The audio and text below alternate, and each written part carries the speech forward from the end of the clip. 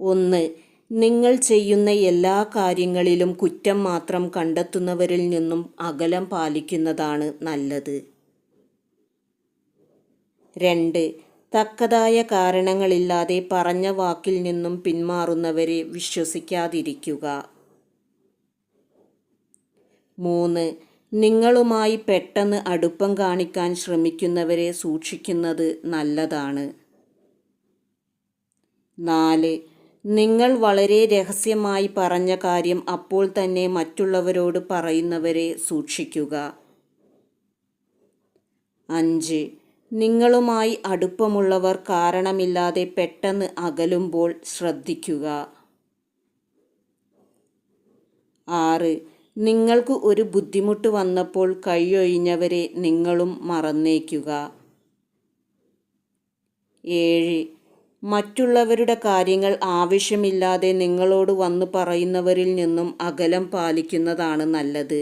കാരണം ഇത്തരക്കാർ നിങ്ങളുടെ കാര്യങ്ങൾ മറ്റുള്ളവരോടും പറയുന്നതായിരിക്കും. 8.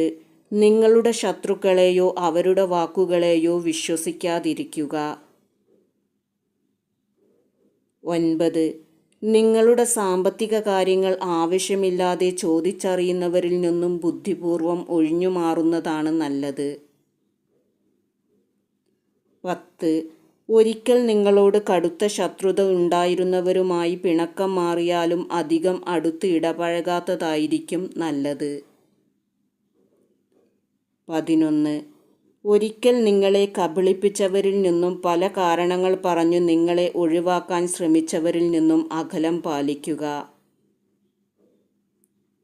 12. അടുത്തവർ അകലുമ്പോഴും അകന്നവർ അടുക്കുമ്പോഴും വളരെയധികം ശ്രദ്ധിക്കുക. 13.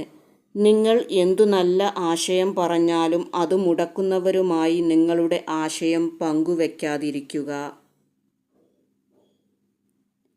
14. ഒരു കാലത്ത് ഒരുപാട് സ്നേഹിച്ചിട്ട് പിന്നീട് എന്തെങ്കിലും കാരണത്താൽ ശത്രുക്കളായി മാറിയവരെ സൂക്ഷിക്കുക.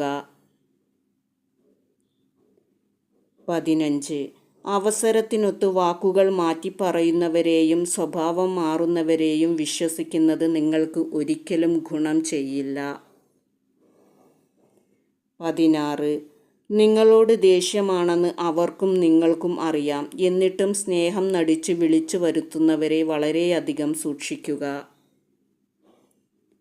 17. നിങ്ങളെ ഒരുപാട് പുകഴ്ത്തി സംസാരിക്കുന്നവരെയും അമിത വിനയം കാണിക്കുന്നവരെയും ഒന്ന് സൂക്ഷിക്കുന്നത് നല്ലതാണ്.